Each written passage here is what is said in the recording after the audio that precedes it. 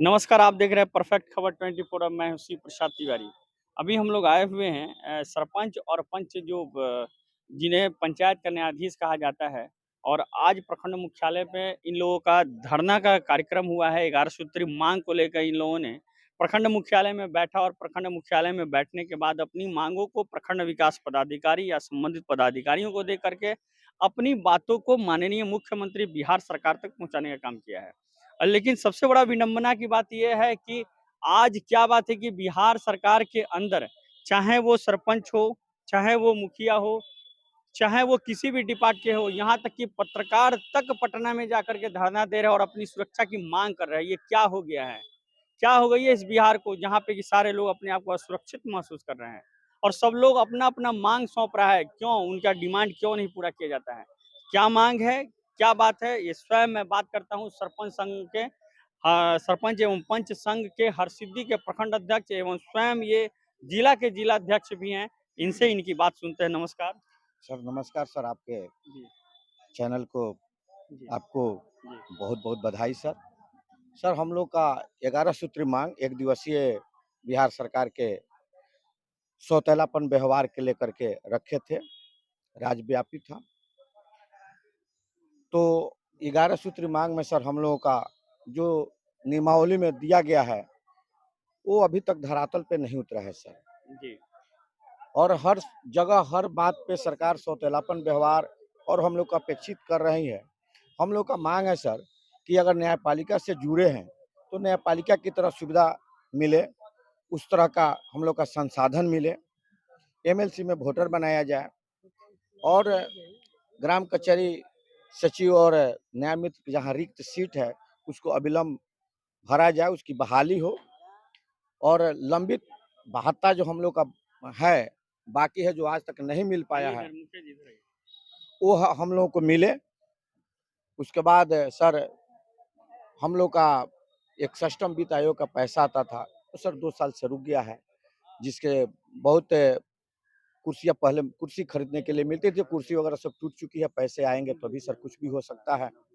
उसके बाद से सर हम लोग मुख्यमंत्री जी के मंत्री जी से मिले, आश्वासन दिए, लेकिन उस आश्वासन पर भी सर कुछ भी तक आज तक नहीं हो पाया सर।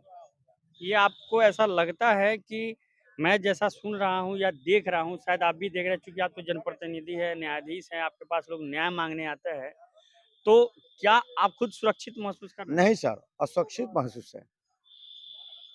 चारों तरफ से सर कहीं न कहीं कहीं मारपीट का चाहे कहीं भी संभावना बनी रहती है। हम लोग कहीं से सुरक्षित नहीं है सर। सरपंच साहब, आप तो जिलाध्यक्ष भी हैं और बहुत बड़ी ज़िम्मेवारी आपको दी गई है, सरपंच और पंच ने अपना दिया है। तो एक चीज़ ज़रा हमें बताई जाए, हमारे दर्शक ये सुनना चाहते हैं कि बहुत सारा ऐसा मामला जिसमें आप न्याय करते होंगे, तो शायद आपकी दुश्मनी भी अच्छे-अच्छे लोगों से हो जाती होगी। जी सर, ये कभी सही कोई बात। धमकी भी दे देता जी होगा। सर, धमकी भी देता है लोग, जी, कहता भी है लोग। हम लोग तो सर जितना भी कार्य होता है, छोटे-मोटे मुकदमा से लेकर अभी तो सर कोर्ट से आता है। कोर्ट से मामला आता है जो सुलहनीय करा करके फिर हम लोग को कोर्ट में देना होता है सर। लेकिन अभी ऐसा सुनने को मिला है कि नया एक सिस्टम बना है बिहार सरकार के द्वारा कि अब सरपंच के पास जो कचहरी होती है, तो उन कचहरियों में अब जो चौकीदार लोग हैं, अब वो वहाँ नोटिस भी बाँटने का काम करेंगे। सर ये तो 2006 से सर चिट्ठी है। लेकिन आज तक धरातल पे नहीं है। आज तक धरातल पे नहीं आया सर। तो इधर हम थोड़ा लोग ज़्यादा सुन रहे जी हैं। सर, बहुत सुन रहे हैं सर। आपको क्या लगता है? सर इसके लिए तो हम संबंधित हम लोग पूरे 27 प्रखंड है पूरे पूर्वी चंपारण में सर, वहाँ के जो भी सरपंच साहब जाते हैं या अध्यक्ष जी जाते हैं थानाध्यक्ष महोदय से कहने, तो थानाध्यक्ष महोदय हाथ खड़ा कर देते हैं कि मेरे पास चौकीदार ही नहीं है। चौकीदार रहेगा तभी हम आपको देंगे। चौकीदार रहता है तो कहीं बैंक में जाता है, कहीं कहीं जाता है, कहीं कहीं जाता है। वो देने से इनकार कर जाते हैं। सरकार की चिट्ठी बार-बार आती है सर, लेकिन उस पर तो अमल नहीं हो तो पाता है जो सर। चौकीदार लोग होते हैं, वो तो आपके पंचायत के होते हैं और पंचायत का काम जब चौकीदार से सरकार कह रही है कि नोटिस देना है और दूसरी तरफ थाना प्रभारी या कोई भी अधिकारी पुलिस वाले कहते हैं कि हमारे पास उतना चौकीदार नहीं है जो कि मैं नोटिस के लिए कर सकूं। तो कहीं न कहीं बिहार सरकार की कुछ ऐसी कमियां हैं, मतलब या तो डिसीजन में कोई कमी हो गई हो या सुरक्षा, यदि आपके पास सुरक्षा या आपके पास हैंड हो या ज़मीनी स्तर पे उनका जो नियम यदि उतर जाए, तो शायद आपको सहूलियत हो। ये बात तो माने आप सर अच्छी बोले हैं कि यहाँ पे बिहार सरकार का ही कमी है सर, उनके अधिकारी का कमी है सर। अगर सीट रिक्त है तो उनको बहाली की जाए, हम लोग को सुविधा मिले। अच्छा, जनप्रतिनिधियों को आसानी से गन वगैरह या अग्निशास्त्र जो है सो मिलने की बात सुना गया है और काफ़ी अभी ज़ोरों-शोर से चल रहा है कि जो मुखिया जी लोग हैं या सरपंच साहब जो भी जनप्रतिनिधि हैं, वो लोग यदि चाहें तो आराम से ले सकते हैं। तो क्या इतना आसान है क्या आराम से सर लेना? ये तो अभी कागजी बात है सर। जी, ये बहुत प्रक्रिया तो इतना न कह रहा है लोग, प्रक्रिया के साथ जाते-जाते सर वो लोग थक जा रहा है सर। इसको सरल प्रक्रिया बनाया जाए। हमारी सरकार से यही माँग रहे हैं कि सरल प्रक्रिया बनाया जाए। जो इच्छुक व्यक्ति हैं सर, ये नहीं कह रहे हैं जो सबको देना है। जो इच्छुक व्यक्ति अगर आवेदन देते हैं, तो उस इच्छुक व्यक्ति को मिलना चाहिए सर। इच्छुक को भी नहीं मिल रहा है। इच्छुक भी नहीं मिले, यही तो सर गलत बात है सर।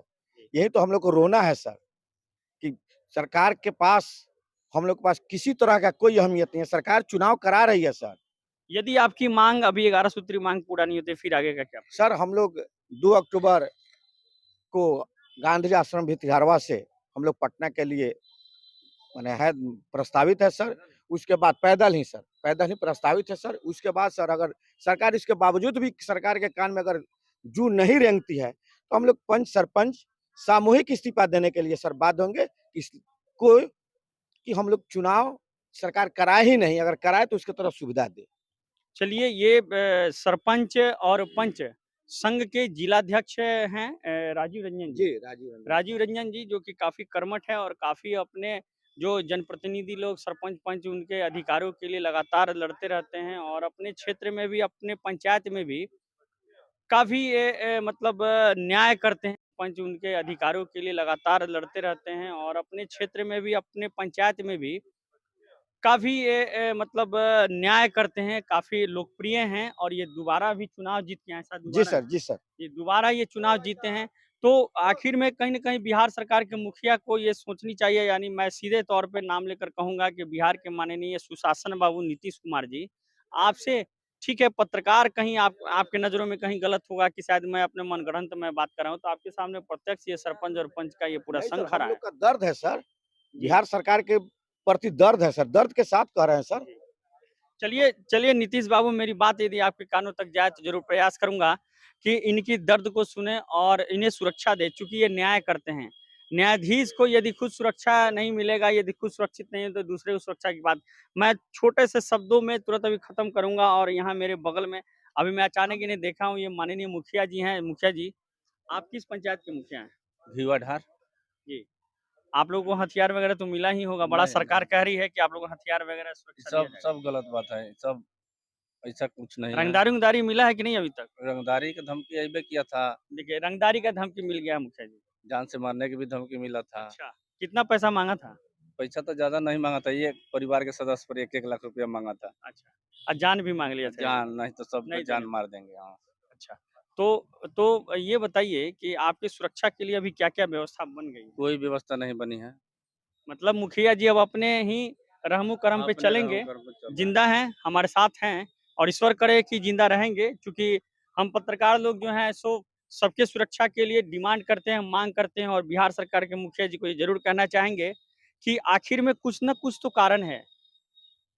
आज सरपंच साहब न्याय माँग रहे हैं, मुखिया जी न्याय माँग रहे हैं, एक तरफ से कुरियर माँग रहा है, एक तरफ से पत्रकार माँग रहा है। कहीं न कहीं कुछ न कुछ कमियाँ हैं। उन कमियों को यदि आप बिहार के मुखिया हैं, आप चाहें तो तुरंत दूर कर सकते हैं। मुखिया मतलब आप पे काफ़ी उम्मीदें हैं सारे जनप्रतिनिधियों को, सारे जनता को और यदि अगर आप चाहें, तो धरातल पर उन सारे नियमों को उतारा जा सकता है। और इस प्रकार की खबरों के लिए आप हमारे साथ बने रहें और शेयर और कमेंट और सब्सक्राइब ज़रूर करें चूँकि हमारी हिम्मत बनी रहे और जिसके चलते हम आपको इस प्रकार की खबरों से रूबरू कराते रहें। नमस्कार, शिव प्रसाद तिवारी मोतिहारी से।